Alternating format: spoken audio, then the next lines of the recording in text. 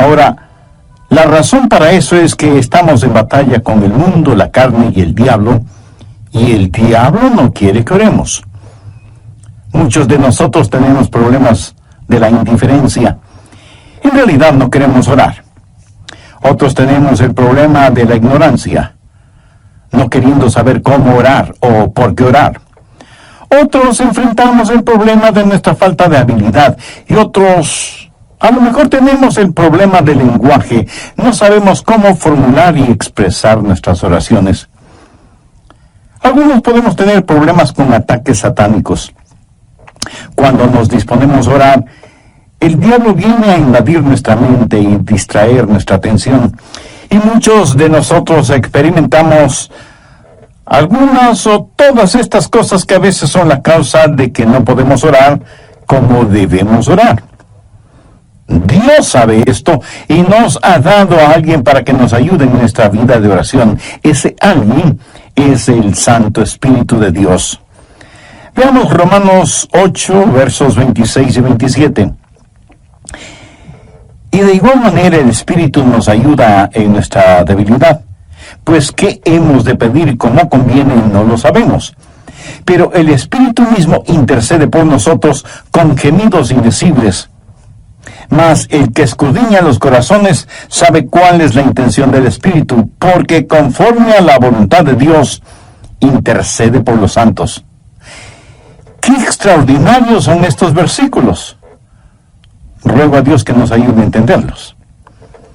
Este es uno de varios textos en la Biblia que enseña que debemos orar en el Espíritu. Por ejemplo, Efesios 6:18, Pablo dice, orando en todo tiempo con toda oración y súplica en el Espíritu.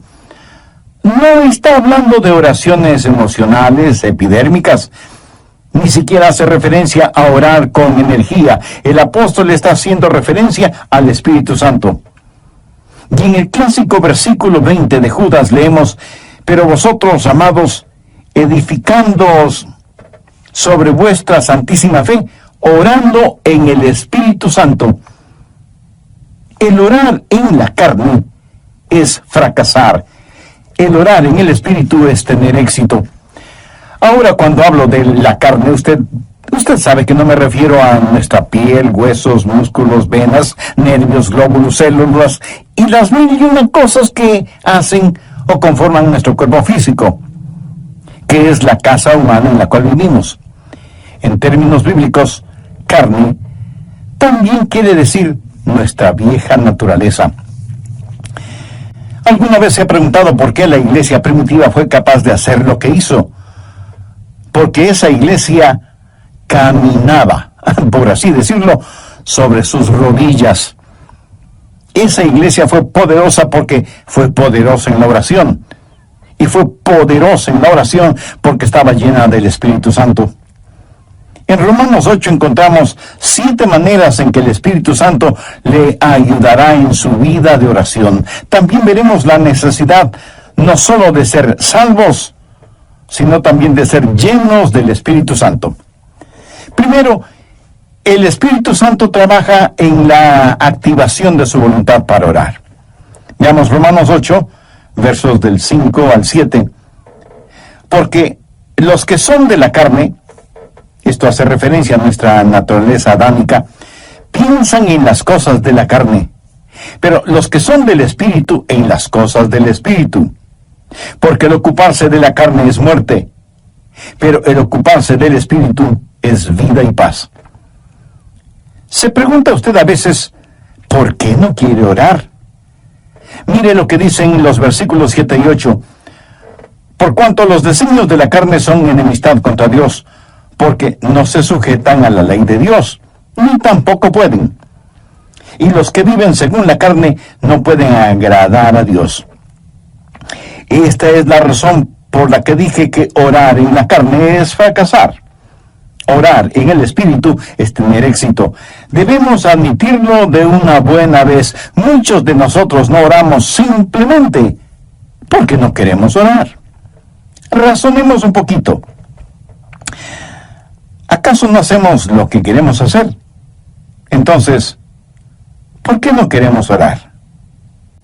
Porque a nuestra naturaleza carnal no le gusta orar. Así que cuando no queremos orar, ¿qué nos dice eso? Nos dice que tenemos una mente carnal en vez de tener una mente espiritual. Su mente carnal tiene tanto deseo de orar como un perro puede tener de escuchar ópera. Porque hay algo en nuestra vieja naturaleza que no solo que no quiere orar, sino que siente antipatía hacia la oración. Y necesitamos dejar de tratar de ocultarlo y admitir que esa es la razón cuando no oramos. No queremos orar. Solo el Santo Espíritu de Dios puede activar su voluntad para orar. Pero ¿cómo sucede eso? Veamos Romanos 8:15.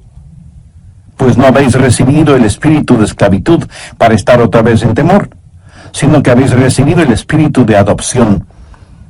El espíritu de adopción es el Espíritu Santo que nos pone en el cuerpo de Cristo. Y cuando recibimos el espíritu de adopción, Dios viene a ser nuestro Padre. ¿Qué sucede entonces? Por el cual clamamos, Abba, Padre. Y le adoramos y le glorificamos. Cuando usted está lleno del Espíritu Santo, ese Espíritu en usted reconoce que Dios es su Padre. Y es natural para una persona llena del Espíritu Santo, es decir, Abba, Padre, adorándole y alabándole. Ahora veamos Gálatas 4:6. Pablo dice, y por cuanto sois hijos, Dios envió a vuestros corazones el Espíritu de su Hijo, el cual clama, Abba, Padre. ¿Le gustaba a Jesús orar? Pues claro que sí. Era natural para Jesús el orar, por supuesto. ¿Quién es el Espíritu Santo? Es el Espíritu del Hijo de Dios. Si el Espíritu Santo está en su corazón y en control de su vida, ¿qué sucederá? Usted tendrá la naturaleza de Jesús, será como Jesús. Y así como fue normal y natural para Jesús el orar a Dios el Padre, también será para usted natural y normal el hacerlo. Cuando el Espíritu Santo de Dios está en usted y usted está rendido al Espíritu, no caminará en la carne. Y el orar será tan normal como el respirar. Esta es la respuesta al problema de falta de apetito para la oración. ¿Qué es lo que hace el Espíritu Santo? Su ministerio es la activación de la voluntad en la oración. Anota al margen en Filipenses 2:13. Porque Dios es el que en vosotros produce así el querer como el hacer, por su buena voluntad. Cuando usted está lleno del Espíritu Santo, anhelará el orar. Así que, si no tiene deseos de orar, admítalo. La mente carnal es enemiga de Dios. Por eso, el primer ministerio del Espíritu Santo es la activación de nuestra voluntad para orar en el Espíritu. Porque Dios es el que en vosotros produce así el querer como el hacer por su buena voluntad. Segundo, el Espíritu Santo trabaja animando nuestros cuerpos. Cuando usted ora, se siente cansado, adormecido, con pereza, no puede concentrarse y su mente divaga. Y aunque usted no lo admita, sabe que esto es verdad, pero ¿por qué? Porque no solo tenemos problemas con nuestra voluntad, sino también con nuestros cuerpos. Por eso el Espíritu Santo no solo activará nuestra voluntad, sino que también animará nuestro cuerpo. Ahora no estoy diciendo que cada vez que usted se siente cansado es un pecado, o que está fuera de la voluntad de Dios. No. Hay un descanso que es legítimo. Aún Jesús les dijo a sus discípulos que descansaran por un momento. Y el mismo Señor Jesucristo una vez estuvo tan cansado que se quedó dormido en un barco en medio de una tormenta. De hecho, qué estupendo es estar cansado para poder dormir profundamente, ¿no le parece? Pero a veces cuando va a orar, él comienza a bostezar, se siente medio dormido y su mente no puede concentrarse en la oración. De pronto en la televisión usted ve que su equipo favorito está jugando y como por arte de magia usted está totalmente despierto y alerta. ¿Dónde entonces está el problema? Su problema no es físico. Es el diablo que, utilizando el cuerpo suyo, lo mantiene alejado de la oración. Recuerda lo que pasó en el jardín de Getsemaní. Mateo 26, los versos 40 y 41. Jesús había pedido a sus discípulos que velaran y oraran. La Biblia dice: vino luego a sus discípulos y los halló durmiendo. Y dijo a Pedro: así que no habéis podido velar conmigo una hora. Velad y orad, para que no entréis en tentación. El espíritu a la verdad está dispuesto, pero la carne es débil. Entonces, ¿qué es lo que usted necesita? Necesita ayuda. Es el Santo Espíritu de Dios que está dispuesto a ayudarle a orar en esos momentos y lo hará refrescando, poniendo vigor en su cuerpo. Romanos 8, versos 10 y 11. Pero si Cristo está en vosotros, el cuerpo en verdad está muerto a causa del pecado, mas el Espíritu vive a causa de la justicia. ¿Qué significa esto? Significa que usted ha sido crucificado con Cristo y debido a su pecado, ese pecado fue llevado a la cruz. Jesús no solo se dio por usted, sino que se dio a usted. Cuando Jesús se dio por usted, el cuerpo es muerto a causa del pecado, pero cuando Jesús se dio a usted, el Espíritu es vida debido a la justicia. Mire lo que dice el verso 11. Y si el Espíritu de aquel que levantó de los muertos a Jesús mora en vosotros, el que levantó de los muertos a Cristo Jesús vivificará también vuestros cuerpos mortales por su Espíritu que mora en vosotros. Vivificará vuestros cuerpos mortales, o sea, le dará vitalidad, energía, poder. Usted tendrá la energía y el poder para hacer la voluntad de Dios. Cuando el Espíritu está dispuesto y la carne es débil, cuando usted se rinde al Espíritu Santo de Dios, Él vivificará vuestros cuerpos mortales. Evidentemente Jesús no esperaba que Pedro, Santiago y Juan se durmieran en el jardín de Getsemaní. Pero la razón por la que ellos se durmieron es que estaban en la carne y no en el Espíritu. Sé por experiencia personal que cuando cedo a esos momentos de divagación mental y me siento como cansado y distraído, pero me rindo al Espíritu Santo, tengo energía y vitalidad. Déjeme darle un ejemplo de la vida de Jesús. La Biblia dice que Jesús, viajando por Galilea, dijo que le era necesario pasar por Samaria. Ese era un camino tortuoso, y a mitad del viaje, Jesús se sintió cansado. Llegó a una ciudad llamada Sicar. Está cansado, hace calor, está sediento y con hambre. Se sienta al borde de un pozo, y de pronto hay una oportunidad para ministrar.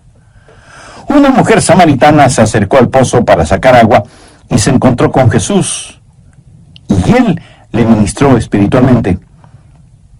Cuando los discípulos regresaron, encontraron a Jesús revitalizado.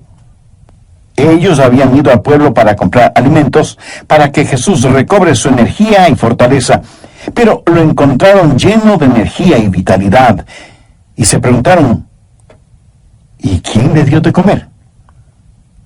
¿Quién le ha estado ministrando? ¿Sabe lo que Jesús les dijo? Yo tengo una comida de la cual ustedes nada saben. ¿Qué había sucedido? El Santo Espíritu de Dios había revitalizado el cuerpo del Señor Jesucristo, y el Santo Espíritu de Dios pondrá energía en su cuerpo y lo refrescará y le ayudará. ¿Cómo? Bien, Romanos 8:26. Y de igual manera el Espíritu nos ayuda en nuestra debilidad. Amigo, usted tiene que aceptar y confesar su debilidad. No lo niegue, porque eso es algo que no se puede negar. Bueno, sí se puede negar, pero no se debe negar. Usted me dice: pastor, mi debilidad es un inconveniente. No, no lo es. Es más bien una oportunidad. ¿Qué ¿Qué es lo que Dios le dijo al apóstol Pablo en 2 de Corintios 12:9? Bástate mi gracia, porque mi poder se perfecciona, ¿en dónde? En la debilidad. ¿Lo ve? Nuestro problema muchas veces no es que somos débiles, sino que no somos lo suficientemente débiles todavía. Nunca hemos dicho en forma final, Señor, no lo puedo hacer. No tengo lo que se necesita para hacerlo.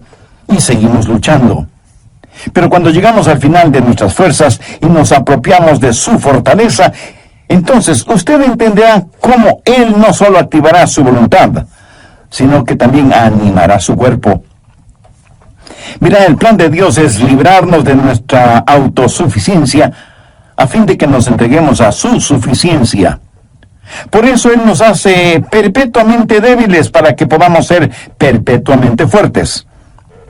La palabra ayuda en este verso 26 es una palabra muy interesante en el idioma griego. Puede significar el sostener algo. Por ejemplo, es usado cuando Marta le dijo a Jesús, refiriéndose a su hermana María, Jesús, ¿podrías decirle que venga a la cocina y me ayude? María esperaba que su hermana fuera a la cocina y le ayudara con las ollas y los sartenes y cucharas y cuchillos. Pero esta palabra también significa en vez de. Y esa es la forma en que el Espíritu Santo nos ayuda, junto con y en lugar de. Ahora, esto no es contradicción, aunque parecería serlo. Cuando usted está orando en el Espíritu, ¿quién está orando? ¿Usted o el Espíritu Santo de Dios en usted? La respuesta es sí. El Santo Espíritu de Dios está orando en lugar suyo, en vez de usted, pero está orando juntamente con usted. Usted no puede hacerlo sin Él. Él no lo hará sin usted. Qué compañerismo y qué privilegio el orar con el Espíritu Santo. El Espíritu Santo de Dios quiere pensar a través de nuestras mentes, quiere hablar por medio de nuestros labios, quiere ver utilizados nuestros ojos, quiere gemir a través de nuestro espíritu. Es el Espíritu Santo en el espíritu humano, junto con y en lugar de. ¿Tiene el Santo Espíritu de Dios en usted?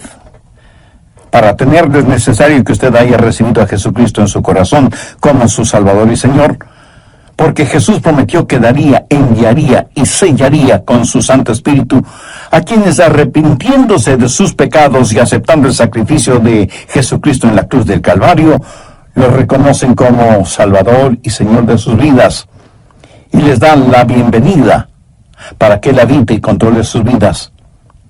Usted puede hacer esa decisión en este mismo momento, orando la siguiente sencilla oración.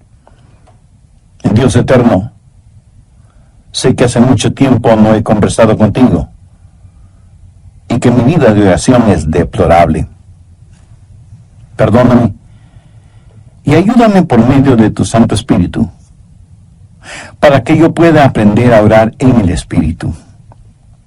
Señor Jesús, perdona mis pecados, límpiame, sáname, sálvame. Agradezco tu sacrificio en la cruz, derramando tu preciosa sangre para pagar por mis pecados y darme vida eterna. Y porque tú moriste en nuestros cuerpos. Bien, prosigamos con el estudio de hoy. Tercero, el Espíritu Santo nos ayuda en la adaptación de nuestras peticiones. Otro de los problemas es que a veces sencillamente no sabemos orar como debemos orar. Miremos nuevamente lo que dice Romanos 8:26.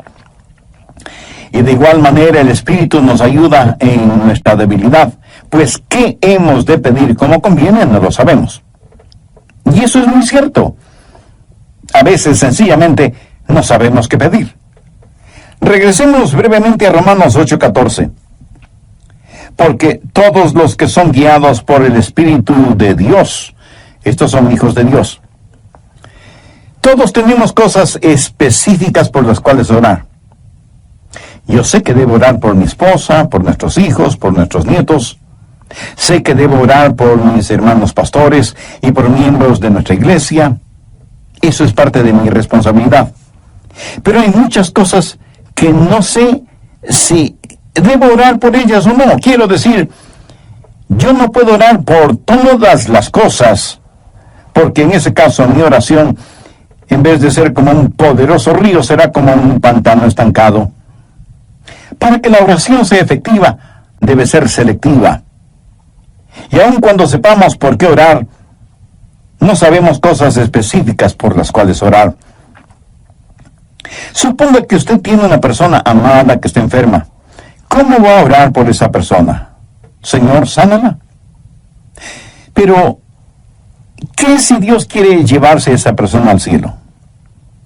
Usted sabe lo que Jesús dijo, oró en Juan 17:24. Padre, aquellos que me has dado, quiero que donde yo estoy, también ellos estén conmigo para que vean mi gloria. Nosotros oramos, Dios, permite que se queden. Jesús ora, Padre, permite que vengan. ¿Alguna vez usted ha pensado en eso? ¿Cuánta gente está orando por los perdidos? Por lo general, la gente ora por los enfermos. Y no solo oran por los enfermos, sino por los santos enfermos. Oran por su tía, que es una maravillosa creyente, o por el diácono Pérez, que es un genuino hombre de Dios, y piden que Dios les sane. Sí, es cierto. A veces Dios dirige nuestras oraciones en ese sentido. Pero ¿han notado que a veces tenemos más interés en mantener a los santos fuera del cielo que a los perdidos fuera del infierno? Cuando oramos, no estamos agonizando para que los perdidos se salven. Cuando el apóstol Pablo, siendo todavía Saulo de Tarso, estaba sembrando el pánico entre los primeros cristianos y fue el perseguidor de la iglesia, prácticamente enviaba a los cristianos a la muerte. Él aún sostuvo las ropas de Esteban, el primer mártir cristiano, mientras este gran hombre de Dios era apedreado hasta la muerte. ¿Se imagina a esos preciosos hermanos y hermanas de la iglesia primitiva sufriendo el odio de Saulo de Tarso, perseguidos, echados en las cárceles, muchas veces asesinados? ¿Se imagina a esos creyentes orando, Señor, Saulo es un archienemigo de tu iglesia, ten la bondad de eliminarlo? Pero Dios no eliminó a Saulo, más bien lo salvó y lo convirtió en el gran apóstol Pablo. Permítame ilustrar este punto. Cerca de su casa seguramente hay un poste de luz y casi en la punta tiene un transformador que recibe un alto voltaje. Increíble. De ese transformador sale la energía eléctrica para su casa, y esa energía eléctrica sirve para que usted encienda las luces de casa y ponga a funcionar todos sus electrodomésticos y equipo electrónico. Esa corriente eléctrica también le sirve para que usted pueda poner un par de rebanadas de pan en la tostadora que quedan doradas y calientitas. Ahora, escúcheme. Si el alto voltaje no pasara primero por el transformador y estuviera conectado directamente a la tostadora, su tostadora sería la tostada. El alto voltaje es controlado en el transformador. Es la misma energía, pero transformada. Escúcheme. El Santo Espíritu de Dios es como el transformador. Toma nuestras oraciones. Dios ve nuestro corazón y es el mismo Espíritu que hace intercesión por nosotros de acuerdo a la voluntad de Dios. En Romanos 8:27 leemos, mas el que escudriña los corazones sabe cuál es la intención del Espíritu, porque conforme a la voluntad de Dios intercede por los santos. Cuarto, el Espíritu Santo nos ayuda en la administración de nuestro acceso a Dios. Verá, usted no se presenta súbitamente delante de Dios. Y lo que voy a decir a lo mejor lo sorprenda. Usted necesita que alguien lo lleve a la presencia de Dios y le dé acceso hacia Él. ¿Qué es lo que dice Romanos 8, 14, 15? Porque todos los que son guiados por el Espíritu de Dios, estos son hijos de Dios. Pues no habéis recibido el espíritu de esclavitud para estar otra vez en temor, sino que habéis recibido el espíritu de adopción por el cual clamamos, Abba, Padre. Eso significa que es el Espíritu Santo de Dios el que nos da acceso. Anota Efesios 2:18. Porque por medio de él, los unos y los otros tenemos entrada por un mismo Espíritu al Padre. ¿Por medio de quién? Por medio de Jesús tenemos acceso por el mismo Espíritu al Padre. ¿Cómo trabaja la oración? Oramos a Dios por medio de Jesús en el Espíritu. Tenemos acceso por un mismo Espíritu al Padre. Alguna vez fui invitado a la oficina oval en la Casa Blanca para una reunión con el presidente de los Estados Unidos. ¿Cómo piensa usted que se entra a esa oficina oval? ¿Cree que simplemente sale del taxi, entra en la oficina oval y dice, hola, presidente? No. Usted no puede hacer eso. Primero, le llevan a un salón particular donde conoce a una persona que es el embajador personal del presidente y conversa con usted hasta que usted esté listo. Y entonces le guía hacia la oficina oval. Eso es lo que hace el Espíritu Santo cuando usted llega no a la oficina oval, sino a la oficina celestial.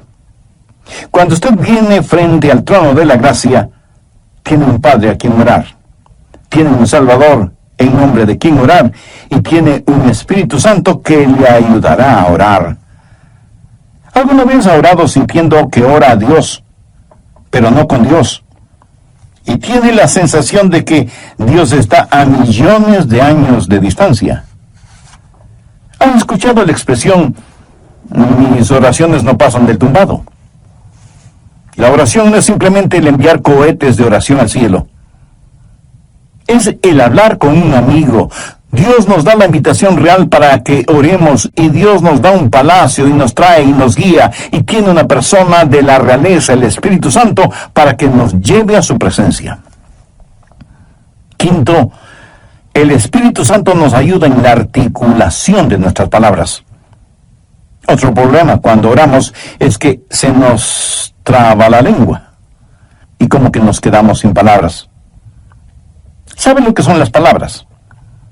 Las palabras son únicamente vehículos que transportan los pensamientos. Pero algunas veces esos pensamientos son demasiado pesados para ese vehículo. A veces esos pensamientos son tan profundos, tan grandes, tan imponderables, que no sabemos cómo expresarlos con palabras. Es entonces cuando necesitamos estar orando en el Espíritu. Veamos Romanos 8:26, la parte final del versículo. Pero el Espíritu mismo intercede por nosotros con gemidos indecibles. Cuando nuestros pensamientos son tan profundos que no podemos expresarlos con palabras, entonces el Espíritu Santo le dice a Dios lo que nosotros no podemos verbalizar. ¿Sabe usted que hay una manera de orar sin palabras?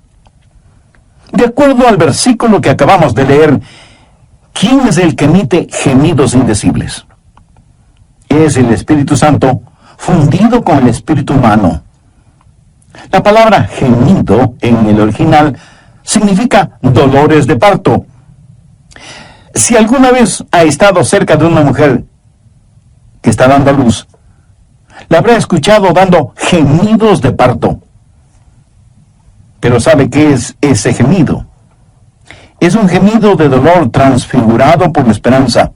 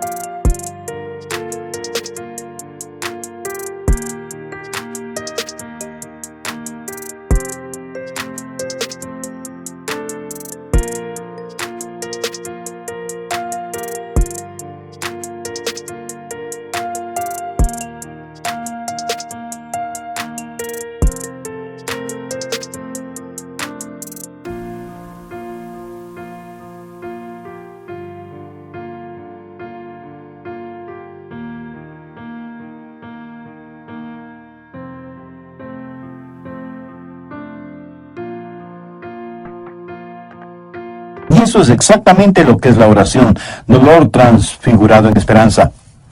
Romanos 8:22 dice, porque sabemos que toda la creación gime a una, y aún está con dolores de parto hasta ahora.